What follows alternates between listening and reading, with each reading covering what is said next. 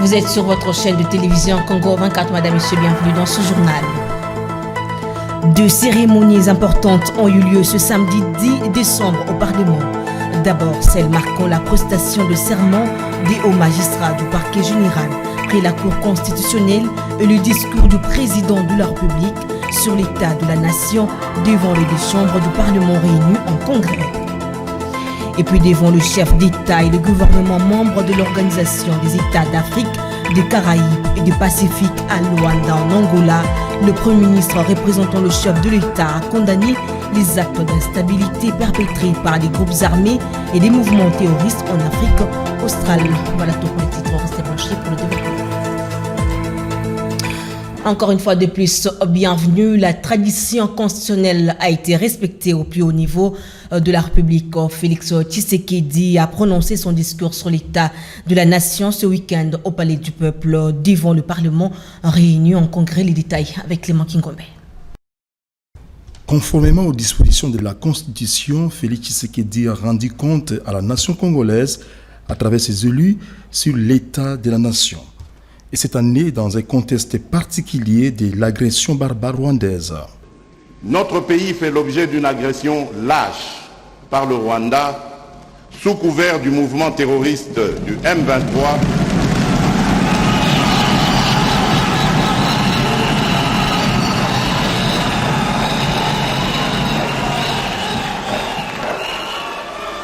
Avec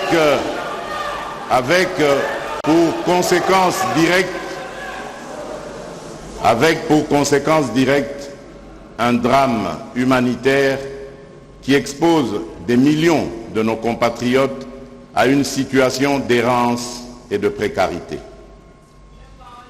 C'est donc dans ce contexte particulier, exigeant de nous responsabilité, solidarité et cohésion, que je rends un hommage appuyé à toutes celles et ceux de nos compatriotes qui nous ont quittés au cours de cette année.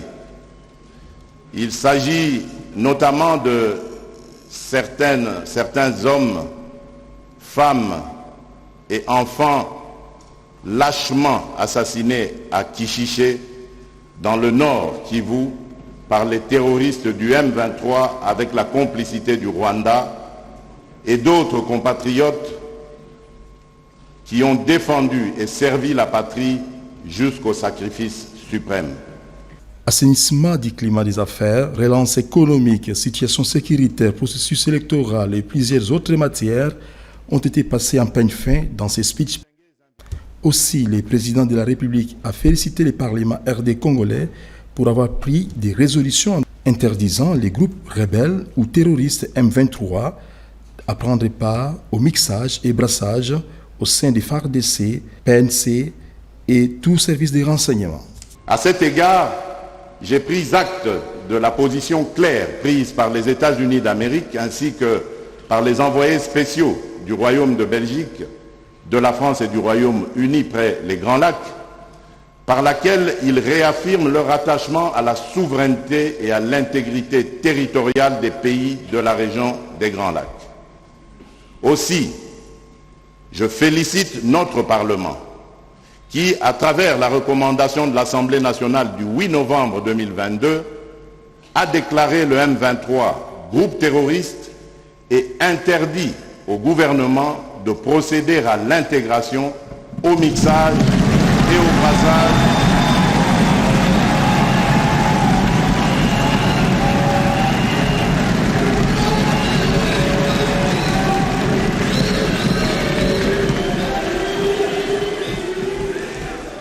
Je disais donc que je félicite notre Parlement qui, à travers la recommandation de l'Assemblée nationale du 8 novembre 2022, a déclaré le M23 comme groupe terroriste et a interdit au gouvernement de procéder à l'intégration, au mixage et au brassage au sein des forces armées de la République démocratique du Congo,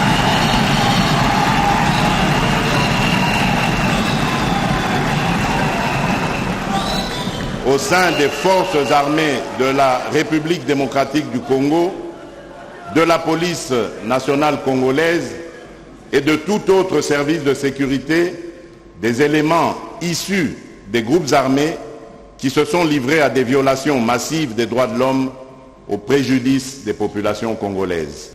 Concernant les processus électoraux, Félix Tshisekedi a affirmé qu'il y aura bel et bien élection selon les calendriers. Le président a rappelé aussi différentes résolutions sous son leadership, dont la gratuité de l'enseignement primaire, l'amélioration du traitement social des fonctionnaires, les investissements et autres. Un discours on ne peut plus clair et éloquent.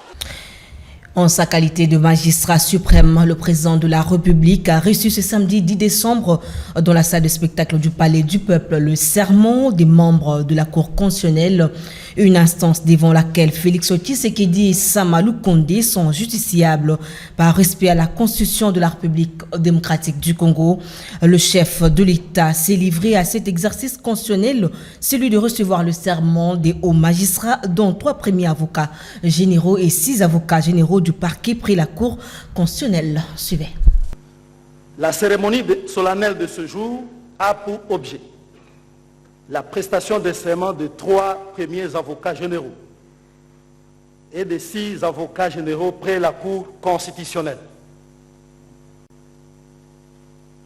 La présente cérémonie trouve sa justification dans les raisons suivantes. Premièrement, elle a lieu en votre présence et sous votre présidence, en votre double qualité du magistrat suprême et représentant de la nation, en vertu de l'article 69, in fine, de la Constitution, tel que modifié à ce jour par la loi numéro 11/002 du 20 janvier 2011, qui dispose: le président de la République assure par son arbitrage le fonctionnement régulier des pouvoirs publics et des institutions, ainsi que la continuité de l'État. Il est le garant de l'indépendance nationale, de l'intégrité du territoire, de la souveraineté nationale et du respect des traités et accords internationaux. Deuxièmement, parce qu'elle concerne au premier chef le peuple congolais au nom de qui la justice est rendue sur l'ensemble du territoire national. Et ce, conformément à l'article 149, alinéa 3 de la Constitution telle que modifiée à ce jour. Je jure de respecter la Constitution et la loi de la République démocratique du Congo et de remplir loyalement et fidèlement, avec honneur et dignité, les fonctions qui nous sont confiées. Je prends acte de votre serment en qualité de premier avocat général et d'avocat général près la Cour constitutionnelle. Mes sincères félicitations. Je l'ai dit dans les titres, le Premier ministre Jean-Michel Sama Lukonde Kyenge a pris parole vendredi dernier au 10e sommet de l'Organisation des États de l'Afrique, des Caraïbes et Pacifique, axé sur le thème 3 continents, 3 océans, en destin commun, construire une OEACP résiliente et durable, portant la voix de la République démocratique du Congo. Sama Lukonde a dénoncé l'agression rwandaise sous couverture du M23 et a sollicité le soutien sans faille des autres États membres de cette organisation. Sarah Ntentele nous en parle. Représentant le chef de l'État Félix-Antoine Tshisekedi Tshilombo, le Premier ministre Jean-Michel Sama Lukonde a devant le chef d'État et le gouvernement membre de cette organisation de l'Union européenne et des Nations unies condamné les actes d'instabilité perpétrés par le groupe armé et le mouvement de terroristes en Afrique australe et surtout en RDC où le Rwanda apporte son soutien aux terroristes du M23. Pour lui, l'instabilité de l'Afrique en général engendre de maux qui empêchent les continents à connaître le développement et à assurer le bien-être de ses populations. La RDC figure donc parmi les pays les plus frappés par cette situation.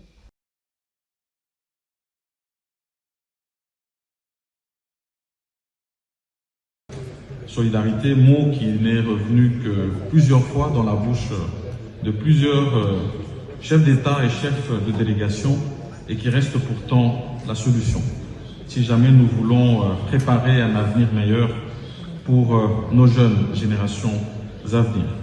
Solidarité d'abord face aux situations sécuritaires auxquelles nous faisons face. Nous avons suivi le président de la République centrafricaine qui a parlé de ces phénomènes terroristes, le Géo-Sahel avec le Boko Haram, et dans la Corne de l'Afrique avec ces extrémistes violents, islamistes du Shebab. Et en République démocratique du Congo, on a besoin de le rappeler que nous faisons face, bien sûr, à du terrorisme avec le ADF NALU, mais aussi cette attaque avec le M23 qui est malheureusement soutenu par le Rwanda tel qu'indiqué par les rapports des Nations Unies. Et donc solidarité aussi là, parce que il nous faut, face aux crises humanitaires qui découlent justement de ces crises sécuritaires, ces enfants qui se retrouvent dans la rue, ces femmes, ces vieilles personnes qui ne savent où se loger et qui demandent qu'au niveau de nos pays, nous puissions être solidaires. Signalons que les objectifs poursuivis par l'EACP tels que définis dans l'accord Georgetown révisé sont entre autres la lutte contre la pauvreté dans les États membres, les développements durables ainsi que leur insertion dans l'économie mondiale. Cependant, ces sommets de l'EACP constituent la plus grande organisation formelle et structurée de pays en développement répartis sur 3 continents, résidant dans l'unité, la solidarité, la diversité culturelle.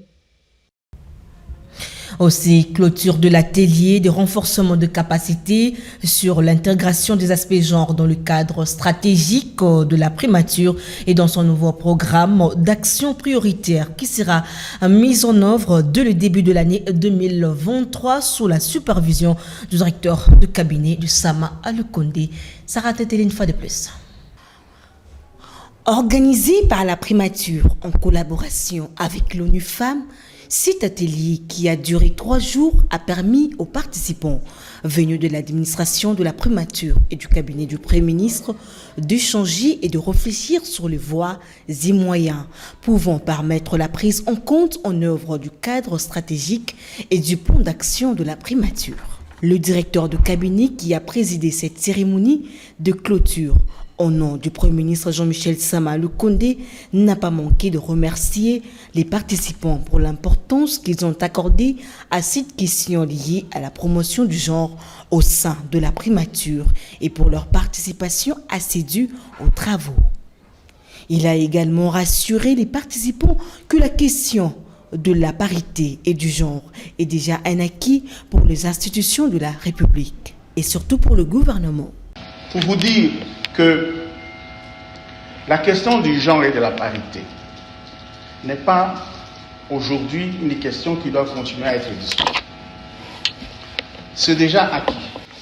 Les textes internationaux le reconnaissent, mais notre propre constitution les reconnaît également.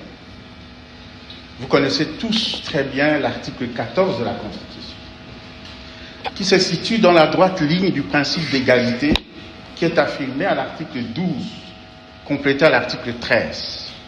Vous le savez très bien, l'article 12 de notre Constitution proclame l'égalité de tous, en droit et en dignité. Il s'agit d'une égalité dans la loi, dans la protection de la loi, pour tous. C'est un principe général. Et ce principe est renforcé également à l'article 13, qui combat toute forme de discrimination.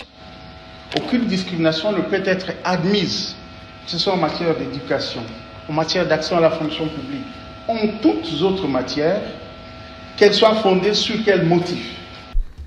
Notons que durant 3 jours, les participants ont réfléchi sur le cadre stratégique de la primature et la nécessité d'y intégrer les aspects genre.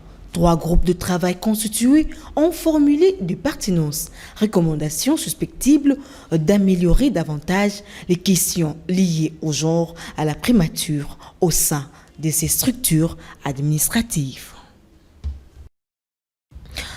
Aussi, la résolution 2250 du Conseil de sécurité des Nations Unies a célébré le vendredi 9 décembre son 7e anniversaire. Cette cérémonie a eu lieu à l'hôtel du gouvernement en présence du ministre de la Jeunesse, Initiation à la nouvelle citoyenneté et cohésion nationale, Yves Mboukoulou Zola, et des personnalités, notamment l'ambassadeur de Suède à Kinshasa, la conseillère spéciale du chef de l'État en matière de la jeunesse, de la vie et des violences basées sur le genre, les partenaires d'appui à la mise en œuvre de la résolution 2250 adoptée le 9 décembre 2015 par le Conseil de sécurité des Nations Unies concernant l'agenda jeunesse, paix et sécurité, qui est première à reconnaître le rôle important et positif des jeunes, femmes et des hommes dans le maintien et la consolidation de la paix et de la sécurité. Mais il faut dire que Yves Mboukoulou a affirmé que la République démocratique du Congo s'engage à accéder à la mise en œuvre de pannes de première génération de la résolution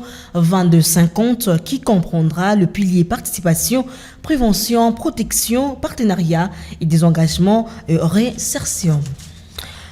Le docteur Denis Mukwege a été reçu vendredi dernier au Vatican par le pape François à l'issue d'une audience privée. Les prix Nobel de la paix a profité de cette occasion afin de plaider pour des sanctions contre le Rwanda accusé d'agression de la République démocratique du Congo via le rappel du AM23. Il a également appelé la communauté internationale à changer sa politique vis-à-vis de son pays meurtri depuis 25 ans. Suivez. De l'Italie, c'est de prendre position par rapport à cette agression et pouvoir mettre des sanctions, puisqu'il y a des mesures de sanctions qui sont prévues pour tout pays qui soutient les groupes rebelles dans cette région. Je crois que sa visite s'inscrit dans cet ordre. Il m'a même dit qu'il regrette de ne pas aller à Goma. Ce n'est pas puisqu'il craint pour lui, mais il ne veut pas qu'il y ait des drames autour de sa visite. Mais j'ai senti qu'il est très très proche de nous et il veut nous soutenir dans l'effort de la paix en République démocratique du Congo. Ce que nous disons, il faut arrêter la politique de 2 poids 2 mesures, arrêter l'humanisme à géométrie variable. Rendons-nous à Kisangani. Plus question de poster des informations de l'armée et des commentaires par les militaires de la 3e zone de défense. C'est ce qui ressort des décisions prises par le général des brigades Séraphin Kelekelo. Suivez. Une parade matinale de sensibilisation à l'état-major 3e zone de défense en début du week-end a réuni les membres de l'état-major et les éléments du bataillon quartier général. Elle a été présidée par le chef d'état-major 3e zone de défense, le général des brigades Kelekelo Séraphin, qui a axé sa causerie morale à 3 points. Interdiction formelle pour les militaires de poster sur les réseaux sociaux des informations militaires ou leurs commentaires. La paix de la prime des combats à tous les militaires ayant droit. La situation sécuritaire paisible de la ville de Kisangani. Vous mettez avec les bureaux d'opération qui a 31 régions. Prenez ce plan qui est là, travaillez avec eux. Sortez-moi, je vais avoir ce plan-là.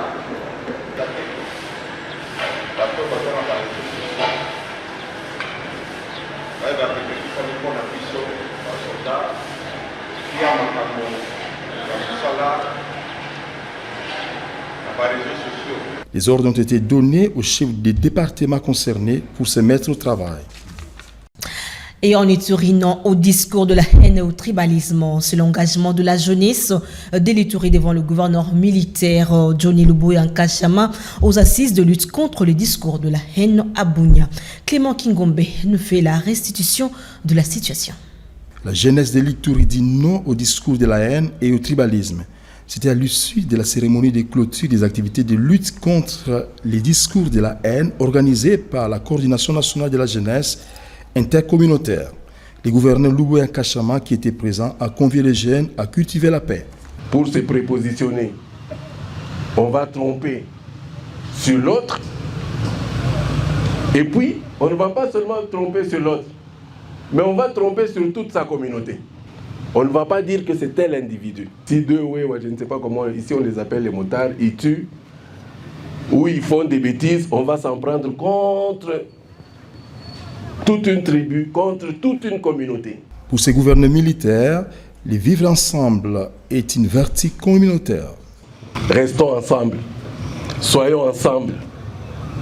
Nous vivons des moments très critiques aujourd'hui. Vous savez, ces derniers 4 mois, 5 mois, 6 mois, nous sommes restés en paix ici. Mais apparemment, il y a des gens qui veulent tout faire pour nous faire retomber dans ce qui s'est passé avant. Il ne faut pas accepter de retomber encore dans ça. Et de grâce qu'on arrête avec les discours de haine et qu'on mette en exergue le vivre ensemble. Le président national de la jeunesse intercommunautaire a exhorté ses congénères itouriens à soutenir les efforts fournis par l'autorité provinciale, le lieutenant-général Johnny Luboya Kachama, qui représente valablement les chefs de l'État. Je sollicite toute la jeunesse de pouvoir soutenir les actions de l'autorité provinciale. Son Excellence Luboya Kachama, le représentant personnel du chef de l'État, Son Excellence Félix Antoine Tshisekedi Tshilombo, commandant suprême des forces armées de la République. Chers tous enfants de la province de l'Ituri, je vous demande de rester derrière nos forces loyalistes et de la MONUSCO pour barrer la route à l'ennemi de la République. Cette cérémonie s'est clôturée par la remise d'un diplôme d'honneur décerné au gouverneur militaire de la dite province pour son engagement et sa détermination à pacifier et développer la province de l'Ituri.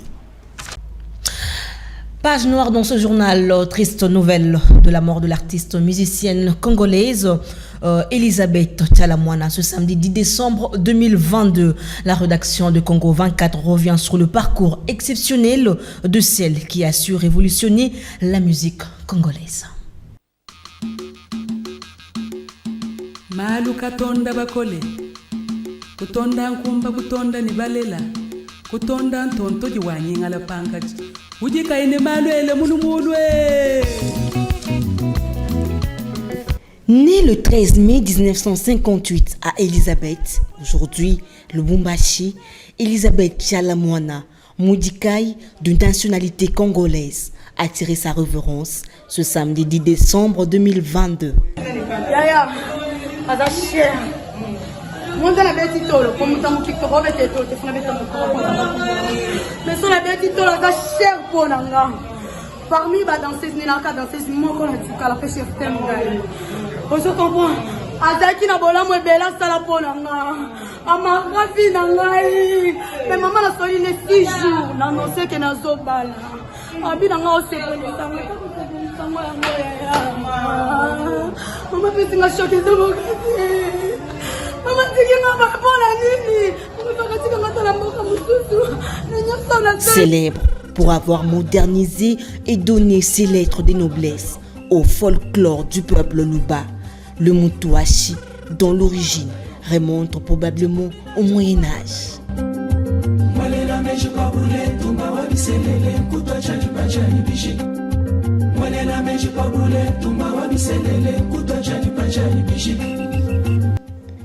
Surnommée reine des Mutuashi, Tchalamwana est aussi appelée membre nationale, deuxième d'une fratrie de 10 enfants. Tchalamwana est la fille d'Amadeus Moudikai, militaire, et d'Alphonsine Bambua Ntumba. En 1964, à peine âgée de 6 ans, elle perd son père, assassiné à Ouacha par les maquisards moulélistes pendant la guerre de Katanga. En 2005, sa mère décède. La petite Élise chante depuis l'enfance à l'église du camp militaire Kibembe à Elisabethville. En 1967, 2 ans et demi après le décès de son père, elle s'installe avec sa mère à Luluabourg, l'actuelle province du Kananga, où elle a fait ses études primaires et une partie de ses études secondaires. Comme bien de jeunes filles de sa génération, elle baigne dans la culture musicale de sa contrée, où la musique, avec ses rythmes traditionnels, est à la fois un loisir, mais aussi un instrument d'éducation, ce qui fait naître en elle le goût pour les musiques et les danses traditionnelles. Elle s'intéresse à la danse et à la musique de son terroir, le Kasaï profond, exécutée à la fois par les hommes et par les femmes.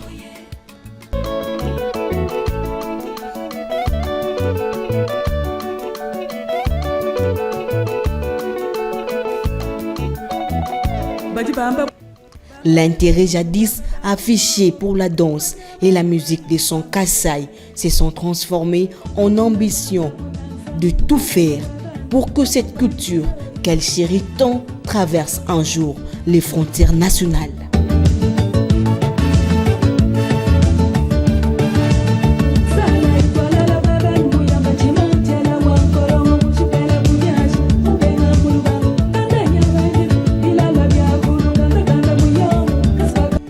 Arrivée à Kinshasa à 18 ans, précisément en 1976, elle est séduite par les prouesses de jeunes danseuses qui accompagnent le grand orchestre, notamment Afriza Okijazz.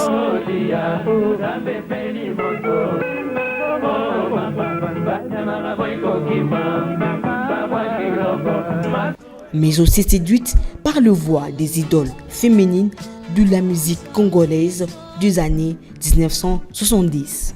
Entre autres, Abeti Masikini, Mpongolov et d'autres.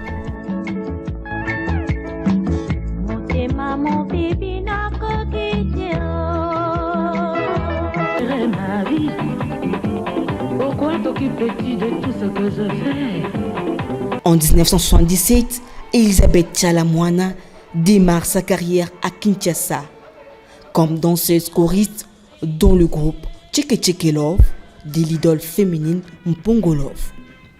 Peu après, la danseuse Tchalamwana quitte cet orchestre et s'essaie dans la chanson en travaillant avec Laurent Galland et de Rachid King. Et elle compose ses chansons en Chiluba. En 1968, elle rencontre Abeti Masikini, sortie victorieuse d'un concours de révélation organisé par Madiata Girard.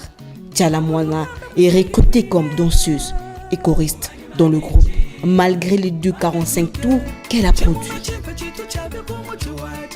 Comme toute artiste novice, elle s'y nourrit d'ambition pour se faire connaître dans l'univers appelé les Tigresses. Soit dit en passant à Betty puiser son inspiration dans le conte congolais, musique traditionnelle et folklorique qui chantait dans différentes langues. Il est possible qu'à cette époque, Tchalamwana, danseuse, choriste dans l'orchestre d'Abeti, ait été influencée par cette dernière dans l'utilisation des langues vernaculaires dans la chanson congolaise et ait nourri l'espoir d'en faire autant dans sa carrière.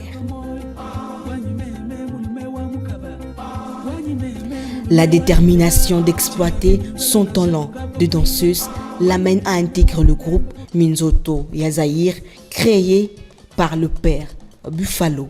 Au début des années 1980, Tchalamwana explose sur le plan musical, non pas à Kinshasa où domine la rumba en lingala, mais à l'extérieur du pays.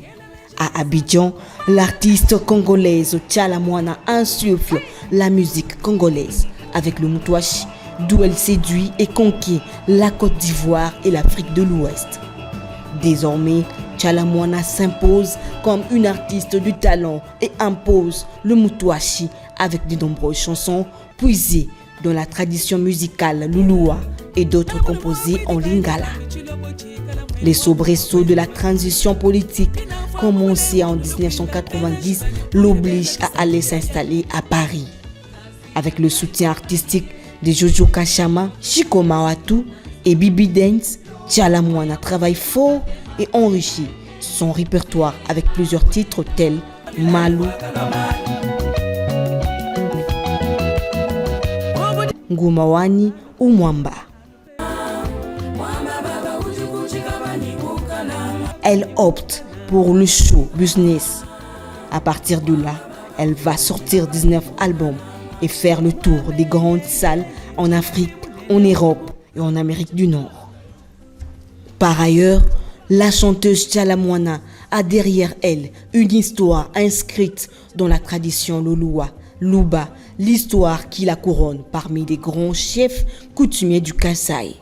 En effet, Elle a été intronisée reine Kasawa Chanda le samedi 24 mars 1990 à Kananga par le grand chef coutumier de Kasai, notamment l'ancien député Ilunga, Luankabwanga, chef Bakuba, Sapu Ndemba, Kanyuka, Luandanda, pour ne citer que ceux-là. Meta Sankulu a été la première femme à mériter cet honneur en 1958 et Tialamwana est la seconde en 1990.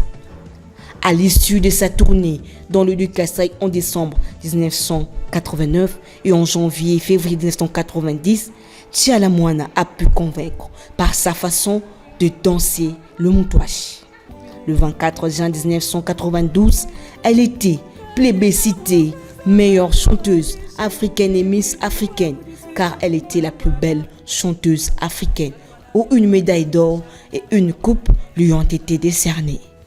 En 1997, de retour au pays, après une vingtaine d'années passées à Paris, Tialamwana s'engage en politique épaulée par le président Laurent Désiré Kabila. Elle fonde l'association Refeko, regroupement des femmes congolaises. De 2000 à 2002, elle siège comme députée au sein de l'Assemblée constituante et législative du Parlement de transition. En 2003, Tialamwana renoue avec la scène musicale, encadrée par son manager Claude Machala, et elle crée son groupe appelé Dynastie Mutwashi. Elle produit au cours de la décennie des œuvres qui lui procurent encore un grand succès et plusieurs distinctions sur toute l'étendue de la République démocratique du Congo et en dehors des frontières nationales.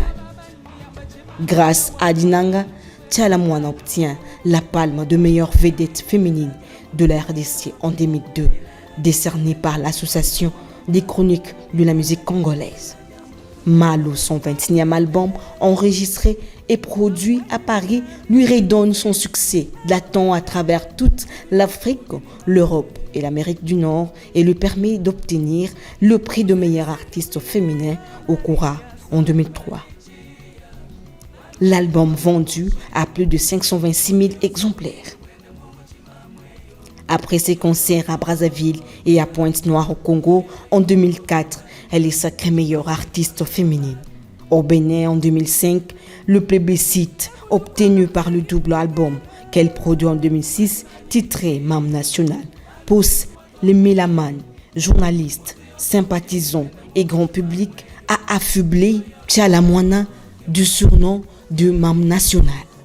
Elle devient ensuite présidente de la Ligue des femmes du PPRD de Joseph Kabila Kabange, créée en 2002.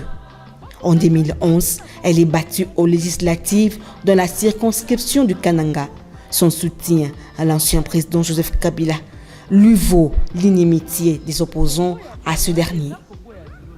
En raison des boycotts politiques de ses concerts, sa dernière production scénique à Paris date de 2010. À partir des années 2000, Tialamwana assure elle-même la production de sa musique et à partir de 2008, celle de jeunes talents, je cite Meje 30, Jos Dena, Lula Chanda et Boss Boutsumbo.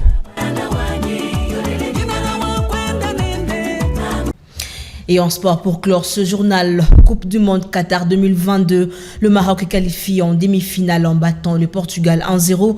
Ceci est un exploit car jusque-là, aucune nation africaine n'avait franchi ce stade. L'unique but de la rencontre s'est inscrit à la 42e minute par Nesri Youssef. Et c'est par cette note sportive que ce journal touche à sa fin. Vous nous avez pris en cours de diffusion. Voici le rappel des titres. Deux cérémonies importantes ont lieu ce samedi 10 décembre au Parlement.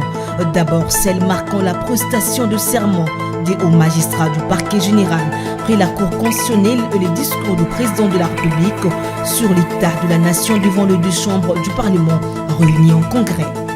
Et puis devant le chef d'État et le gouvernement membre de l'Organisation des États d'Afrique, du Caraïbes et du Pacifique à Luanda en Angola, le Premier ministre représentant le chef de l'État a condamné les actes d'instabilité perpétrés par des groupes armés et des mouvements terroristes en Afrique australe. Ça n'est fini complètement pour cette grande édition du journal. Un grand merci à toute l'équipe technique et rédactionnelle.